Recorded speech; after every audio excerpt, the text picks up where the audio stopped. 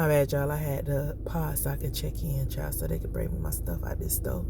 But yeah, I be really trying to play nice and stuff with folks. And I don't think people really be understand, like, I'm one of the nicest people, but I also don't like for people to play in my face with foolishness. And I think that's what people are so used to doing, because they used to not seeing what's really holding them back and holding them in. I also think that's why people be having a lot of dementia and stuff like that, because they don't say what be on their hearts and on their mind. And I think that the people who pop off and they get that stuff off their chest as soon as it happens, I feel like they live longer and live a lot healthier. And I think we be trying to pretend, especially as black people, that one want to be, especially black women, that one want to be the angry black woman. And within that, we start messing up our minds because we're not getting everything off our chest, and we want to be so nice and be trying to be the perfect person, and that really just doesn't exist. The perfect person is whoever you decide you're gonna be at that moment. That's my firm belief. Y'all, this skin looks so good in this camera. I ain't gonna lie to y'all. That's that cocoa butter. I mean, one of them butters. That's that butter. Dang. Y'all gotta excuse me, because for a long time, it's a lot of stuff I did not like about myself. Hold on, y'all. Good morning. What is the name? Jamaica Anderson. Thank you. Thank you. I don't know why I opened up the whole door instead of just winding down the window. I have no clue. I have no clue why that just had. Look, just so y'all can know, because it does work. I just don't want y'all to be like, we bootleg. Anyway, yeah. I don't really remember. Oh, for a long time, y'all, I dealt with a lot of self-confidence, was very self-conscious, and dealt with a lot of self-confidence issues. Thank you. And I ain't really got them problems like that no more. I mean, I do, dibble dabble. We all have, well, I can't talk about everybody. I have my moments. And hold on, y'all. Let me get up out these people way. I was just about to start talking trash about this car. I don't understand why he gonna still try to pull up when he see me backing out. People do some silly stuff. But anyway. So yeah, I had a lot, because I talked about this in one of my little things, in one of my little rooms that I had, how, you have people who are always constantly saying things to you. Oh, Lord have mercy. Let me get away from all these folks. Y'all have to excuse me, because I know how I am as a pedestrian. And if any of these people is anything like me, they're a hot mess. Because I know I'd be a hot mess. I know, pedestrians are like moving targets for some people. But at the same time, I be walking like I'm made out of steel. So I only expect what I give out from other people. Now you got to be like that in life. Be real cognizant of that. But anyway, so I was saying how when I was younger, all the way up until this point still, people say a lot about, oh, you need to lose weight, you need this, da-da-da. Then they'll be like, oh, she look like she ain't miss no meals. And how colored people, how they used to just say stuff out their mouth about you. And a lot of stuff did not bother me. Some stuff did. But when you hear it so often and so much and it's so repetitive, that's what you learn, because you learn through repetition. And that's what was really picked up along the way. And I think somewhere in college, because it wasn't before then, like I could shake off a lot of stuff, but somewhere in college, some stuff just stuck. And I think I became more programmed to certain situations. And it's not just like, oh, X, Y, Z. Because, at this point, you're away from your family. You got, whatever else going on. And you just have people beating you down with words. And you always trying to combat what it is that they're saying. And then you come to a point where you just, some stuff just stick. And it gets programmed in you. You don't even understand that it done got into that subconscious. And it's starting to take flourish. And somewhere along the way, all of that happened. And I started to beat myself up. And I think that was one of the things, too, is that it became a protective mechanism. Like, people would pick on me so much. And I got to the point where I was picking on myself first to prevent them from picking on me. Because it's like, well, everything you say, I done already heard. Plus, you can't pick at me worse than I can pick at myself. And that's a bad thing to get into, baby. It's very bad, and it's very damaging. But I didn't know the damages that I was causing at the time. And it took me to some low places. And I think now that I'm, I always carried myself well. And people be like, oh, well, you just don't seem like you conscious or self-conscious. And I was like, are you crazy? Like, do you see da-da-da-da? And, you have certain friends around you who try to build you up and stuff like, but you're pretty, you this and that. And I got to a point, too, with that. I'm like, I said I'm fat. I ain't never said I was ugly. I ain't never been ugly. Man, you know what Norman and Christine did? Like, baby, I ain't never been ugly in my life. Fat, yes. Ugly, no. It's two different things. And I see clearly that I'm not alone, because I hear a lot of big girls who say that, who be like, every time you be talking about yourself, saying like you big, whatever else, you hear people be like, well, you're not an ugly person. That's not what we said. We never said that. We just said we thick. But thick thighs say lies. Like, and I don't know how I got to the point where at some point along the way, I got to the point where like I just wasn't even really talking to people or talking to anybody. And then like when it came to guys, it made me even more self-conscious. And I was just like, I think a couple years ago, I was like, this is crazy. Because as fat as I've ever been, as fat as I've been, this fat ain't never stopped no nigga from talking to me, baby. Never, ever. And I think we do it for other people. Like, well, you really look, and then you can look at some of these guys and who they choosing and, whatever else, and you just look and you just like, I know good and well I look better than her.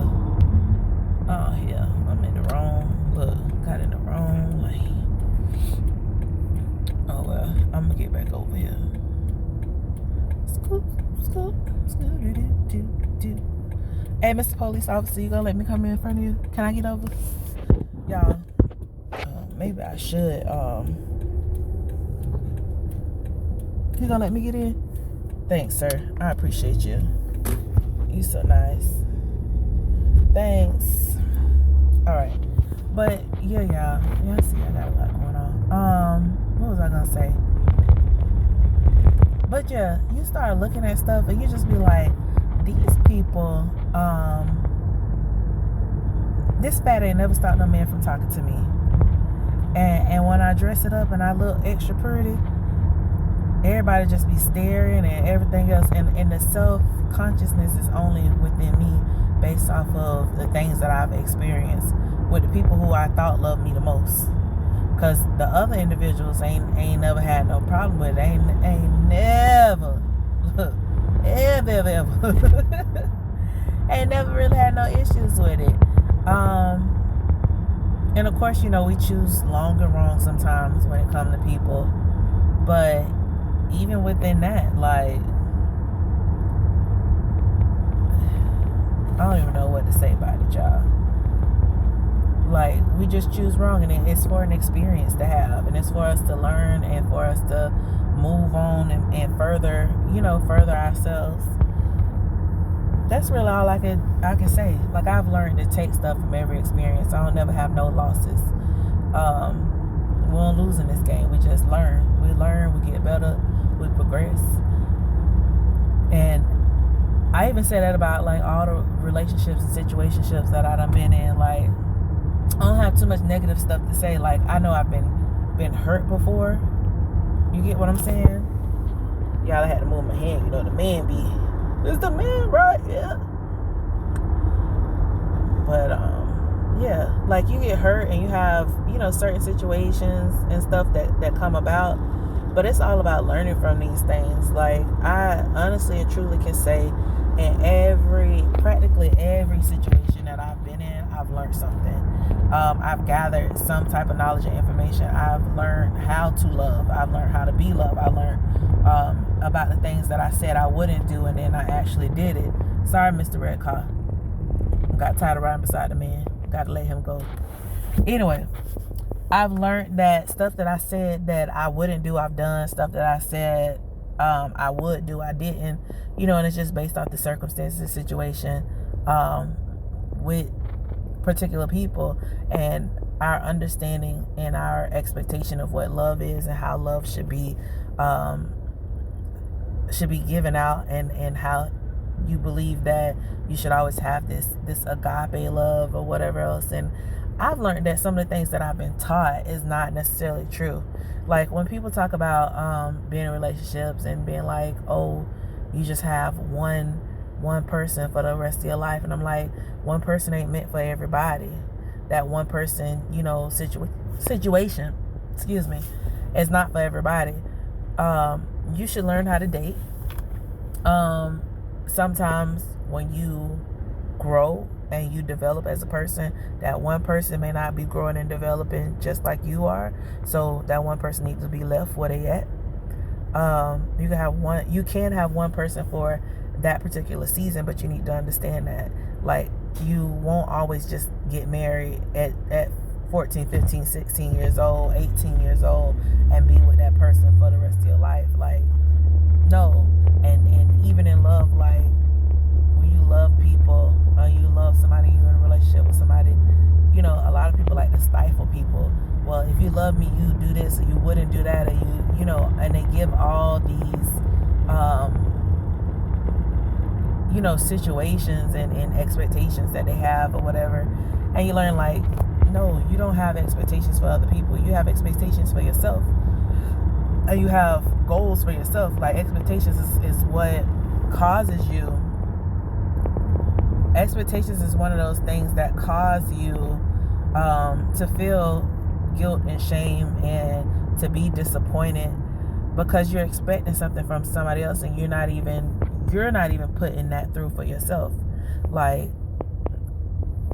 I don't know, I was talking to some of the ladies in my class, and I was just telling them how I realized, like, with my dad, I had these underlying unknown expectations of how I wanted this father-daughter relationship to be, and how I wanted my dad to be, in the role I wanted him to play in my life. And ultimately, you know, I was trying to live up to all his expectations of me, and while doing that, I was diminishing who I was. And I remember I went through a season where I was like, you know, hey, I just want to be me. I want to be wholly me. I want to be completely me. I don't want to have to do like what I did as a child, which was, you know, in my mom's house. Y'all, the man was walking so slow, they started, I know they beat because but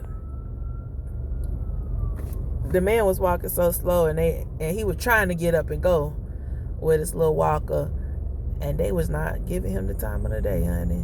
But anyway, sorry. I feel like Dory from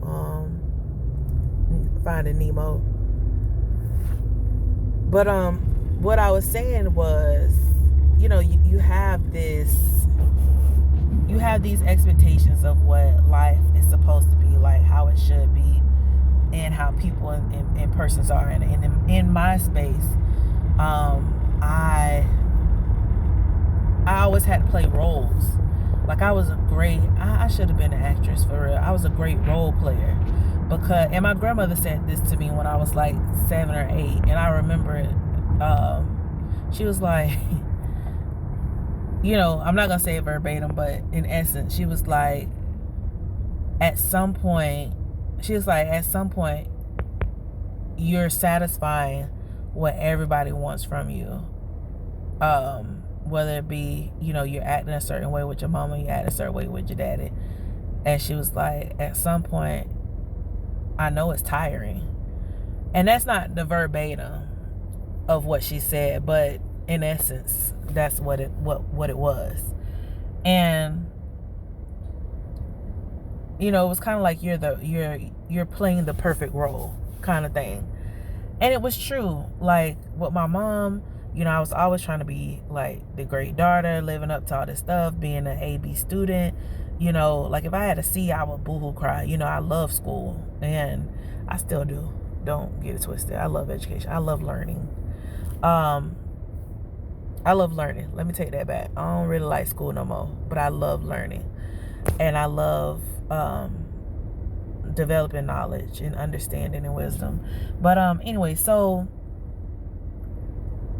for my mom and for my dad, it was like being an AB student. If you got a C, first off, they used to say they was gonna beat my behind.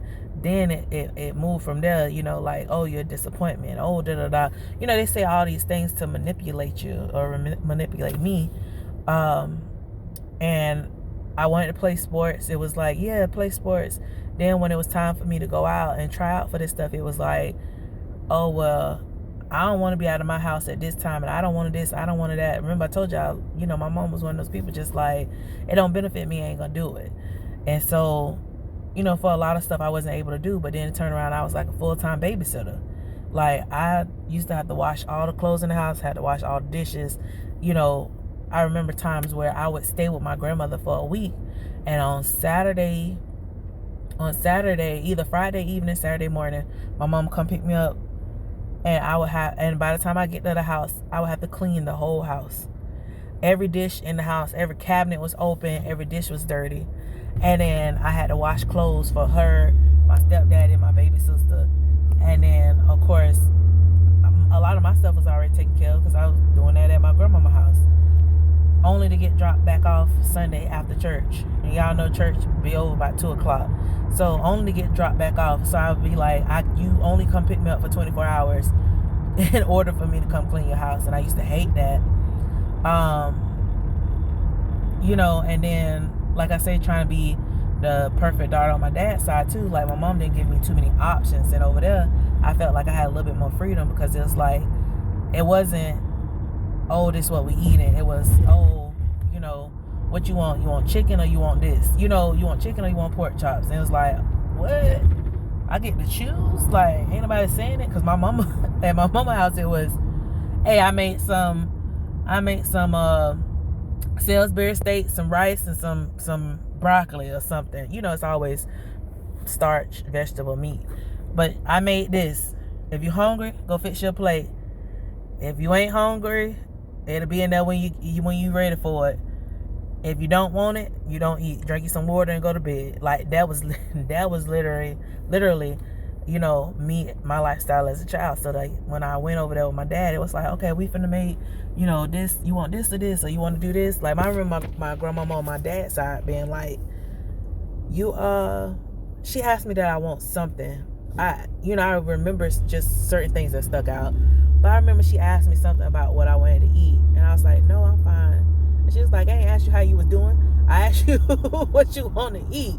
And I was like, I couldn't even answer that because I wasn't used to, like I told you, I wasn't used to having choices and having options.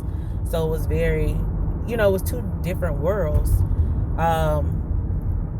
Like my mom was like poor going into middle class. My dad, it was like lower middle class going into higher middle class. You know what I'm saying? So it was interesting. Life was interesting. Y'all, I've been talking to y'all. Y'all know I got plenty to say. But I don't even know where I was. Look, we started a long time ago. I actually had something to tell y'all about. When I initially started, what I was thinking about earlier was how the overt and covert manipulation between parents. And I think both of my parents had very manipulative abilities. And that's why I get it. I know I'm manipulative sometimes. Like, that's been a word that I've been dealing with for like a year. So I know it's definitely in me. I told both my parents. I told them, the last couple years, not like 5 years. 5 years ago, I started telling my parents. I was like, I don't understand why y'all think that I'm not supposed to act like y'all. Like, I don't even remember what happened, but I just told them, I was like, I don't understand why y'all think that I'm gonna be any different. I got the best and worst of both of y'all combined. So whatever I was like, and I remember telling my dad, I was like, you know how you feel like you angry and you mad and you could do something to hurt somebody? I say, apple falling off the tree, it just hit the ground. I say, we ain't even up on no hill. I say, we're not even up on the hill. The apple, this is the ground. I'm right there beside you. I was like, you sitting up there saying it. I was like, but if they push the wrong buttons, I'm gonna do it. Like, I don't understand what people get off, with the foolishness. And I was like, but I can take more things, and I have done it. That's why I can say it. I take more stuff than I needed to for a long time, as far as dealing with people and not having good boundaries and people being a little naive, because I had to get over being naive about a lot of stuff too. But I was always a protector, so like when that same stuff would happen to somebody else, I would get people together real quick. Like when people, was talking about my friend, I'd get them all the way together about my friend. People, coming at my sister sideways, I'm gonna whoop your, hello? I'm gonna whoop you about that one there. You can get it. You can get all the smoke. But when it came to me, I'd be like, man, F them people, man, I ain't got time, and move on. But now I'm like, you can get it about me too. Like, don't get it twisted. Like, I love hard, but this behind whooping, you can have it if you want it. Like I got a lot of stories for y'all. Like, we're gonna talk about this stuff, but I had to get it together about me. You know how y'all be like, gotta get it together about that one. I had to get it together about me, because ain't nobody gonna treat you better than you.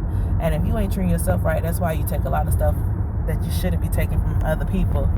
And I had to learn that the hard way. And now I'm at a place where I'm telling other people, like, if you're gonna go hard for somebody, go hard for yourself, number one. If you're gonna protect somebody, protect yourself, number one. Don't go against self whatsoever, none whatsoever. Like, I've gone against self so many times and have messed up. I've given other people the Midas touch for so many years, and then sit up here when I get them to the place that they wanted to be, then they just disappear and go ghost on me. And I'm sitting up here like, I thought we at this point, once we got you to this place, we was gonna work together. It's like almost like a married woman. You sitting up there, you striving, you and your man, you saying, okay, well, I'm gonna help you get through school. We're gonna get this, law practice started. We're gonna do X, Y, and Z. Get this business right where it need to be. And then all of a sudden, once you get the business going, then now he want to switch up and he want to get him another bride. But it was supposed to be his turn to allow you to get you where you needed to be. And he's flaking and failing, in these circumstances. And I think that in and of itself is what I have experienced. So now it's just like, I can't put me last no more. Like, if I'm not first, I'm like my mama now. If I'm not first, I don't want nothing to do with it. And if it don't help me, it ain't got nothing, I don't got no benefits from it, I don't want to do it. And it's not always like that. Like, I'ma still, you still help people where you can, but 90%, 95% of the time, if I can't be happy, if I can't, get some added value to me, you might as well miss me with that.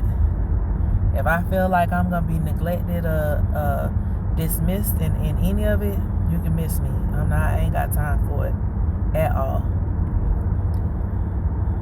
But y'all, that came with a lot of years and a lot of pain and a lot of crying and a lot of wondering. And I'm trying to help some people prevent some of that stuff and understand it and why it happened, and you know, all that good stuff, all that good jazz. Look, and all that jazz. But y'all, I'm about to get up off here, get my life together, finish with my next errand. I might come back and talk a little bit more a little later. I got time. All right, y'all. I love y'all. When I'm talking to y'all, I'm talking to me. When I'm talking to me, I'm talking to y'all. But as I say always, man, just be you, show up for you. You all you got, baby. All right. Love y'all. Peace.